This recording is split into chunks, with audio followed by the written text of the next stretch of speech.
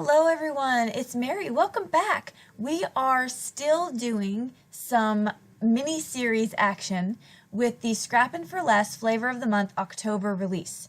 This is card number 2 with this release, and I did the unboxing in the previous video, so if you want to check that out, I'll link it below, and you can see all the goodies. So I'm working with the second set here, and these are adorable little animals that are singing out in the snow. That is how I made my scene.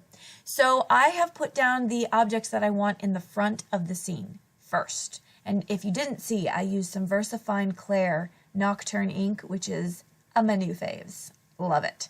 So I am going to stamp out, mask, and then stamp again. So I'm just getting my scene ready here and prepped. I'm using VersaFine Clair because I want to do some heat embossing with clear embossing powder over it. I'm going to be doing a lot of coloring in this video.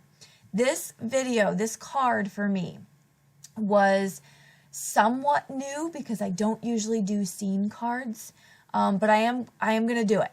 So here I'm putting down my magnets on my magnetic mat. This is an altered magnetic mat, and I have a video for that as well if you want to check that out.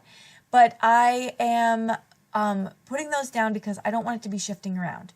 And so I'm going to start my coloring. So I'm going to put here where you can skip if you want to skip all the coloring. I'm using Arteza and Zig Real Brush pens, no surprise there. And I'm using Bristol Smooth cardstock because they blend beautifully and easily on that cardstock. So I'm going to go through and I am just going to color up my images here. What can I say or tell you about this process? Well, one thing is I'd like to share that I started coloring, I could say seriously coloring, about 1.5 to 2 years ago. Maybe even, yeah, I would say about that. But more frequently over the last 6 months. I dabbled in trying to figure out shading and trying to figure out light sourcing, and I still have a long way to go.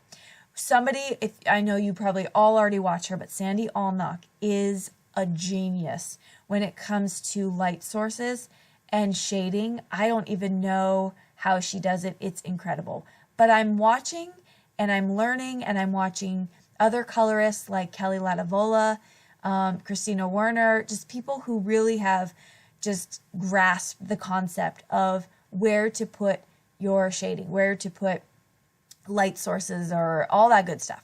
So in this video, I am making my best attempt at doing that, just that. Making the lanterns light up and making it so that the sides where the animals are standing, where the lanterns are, is lighter. Shadows in front of them. And so I'm doing my very best. I will tell you, I was gonna put in a new picture of something that I changed at the end after the video recording was done, but I decided not to because I wanted to show you what maybe you could add to it. Again, this is a learning process for me. And so I thought that I was just going to talk you through how I did it and what I did it and all that good stuff. So I'm just picking out the colors that I wanted. This is, there's so many colors that I used on this picture right here. If you have a specific question for me, please ask me and let me know. Like, I really must know what color that is. But it's pretty, like, I'd be putting colors up here on the screen because they're not like Copics. I can't just put my cap or my Spectrum Noir marker right there for you to see it. So if you do have a question, let me know. But it's basic reds, greens, browns. There's no blends in here that are just like earth-shattering crazy blends. Just really just a darker and a lighter color of that color scheme. But if you have questions, please let me know.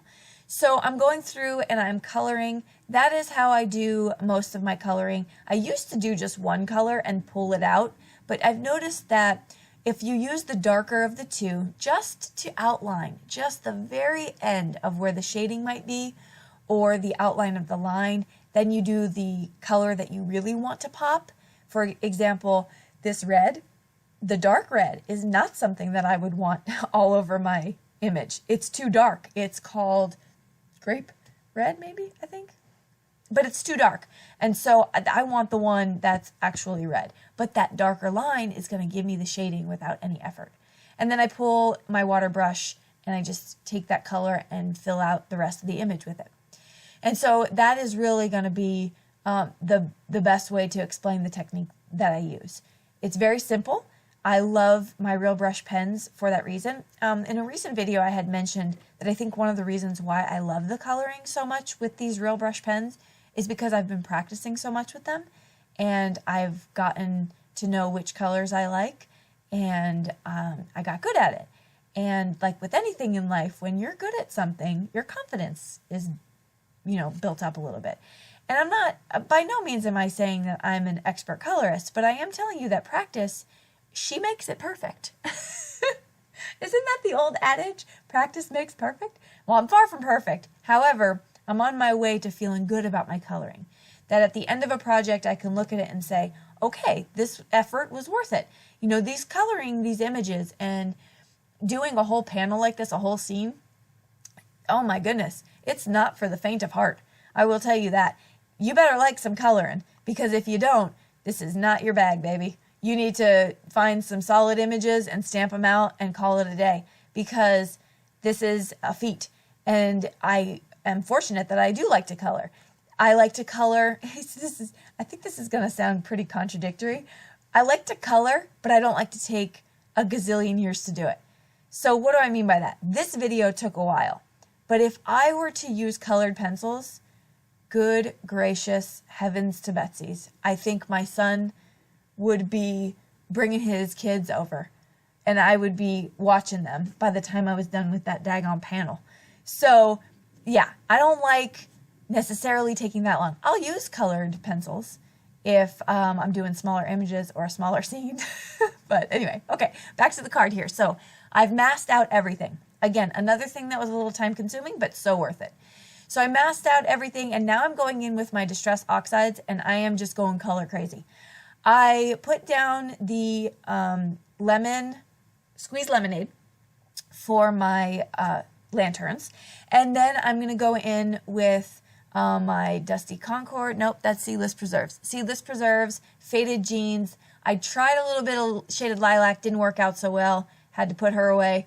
And then lastly, Black Soot. This really does, I have to tell you, a little tear came to my eye at one point because I thought, did I just ruin my entire scene? Because it was not blending, it wasn't blending as fast, I guess, as I wanted it to.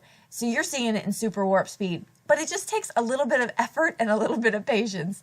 Possibly because I took so long to color this scene, I was a little impatient at that point. It's possible.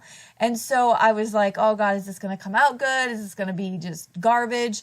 But I kept at it, and I just kept going with a light hand over it, making it work. I was really concerned about blending the yellow into the purple and blue because I didn't want any kooky dooky colors coming out.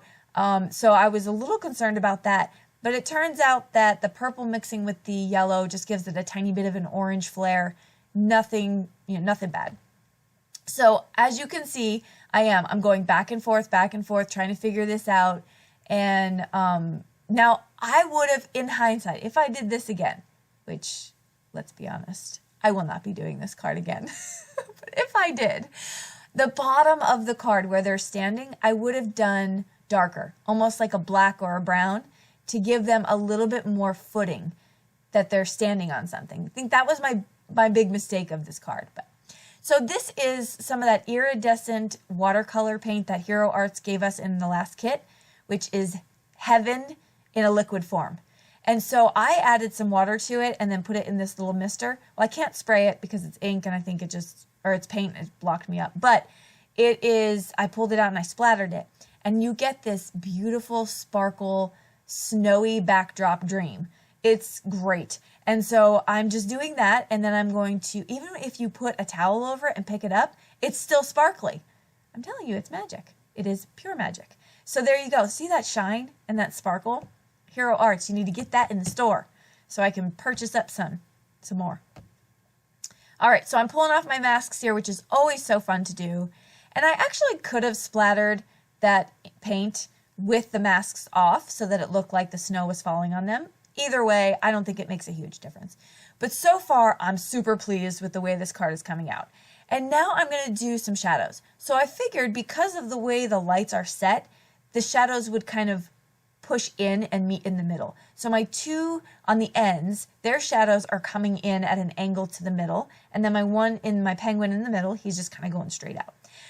Like I said, at the end, I did draw a line right underneath the posts and the little animals all the way across with like a gray marker, and that gave them some footing. That gave them like grounding, because right now they're like semi-floating with shadows, and you know, that's okay. Again, I think the card in and of itself came out pretty good, but like I said, I just added that line. Now I'm going to work on my sentiment, which is not going to be complicated at all, and it's going to say joy to the world, because that's the sentiment that came with that little stamp, and it's so cute because they do look like they're singing. They have their little books out. Did you guys ever go caroling? My brother and I, when we were really little, we used to stand underneath the street light on the intersection of our street, and we used to sing. How sweet is that? So cute. I don't know what the neighbors thought of that, but we thought it was a hoot. So I'm going to pop up my sentiment, and then I'm going to take the little musical notes that are in that cute little set, and I'm just going to put those musical notes all over my card so we can actually see them singing. And that is pretty much going to do it for this card. I am going to back it on a white panel. I believe that's just the card base. I was hemming and hawing about to put it on a backing of some color, but in the end I just decided to go straight down onto the panel. And that finishes up this card. I did do some little tiny extra little things like Spectrum Noir Sparkle Pen, but beyond that, that was gonna do it, and that's it. So let me know what you think. This card was a lot of fun. I'm very proud of this card, and hopefully it brings a smile to somebody's face, whoever receives it. I will list everything I used below. Thank you so much for hanging out with me through this long video here, and don't forget to hit subscribe. Also find me on other forums. I love interacting with you, Facebook, Instagram, all that jazz, and we will see you in the next video. Don't forget to meet me back here for the third installment of this mini series for Scrappin' for Less, Flavor of the Month. See you soon.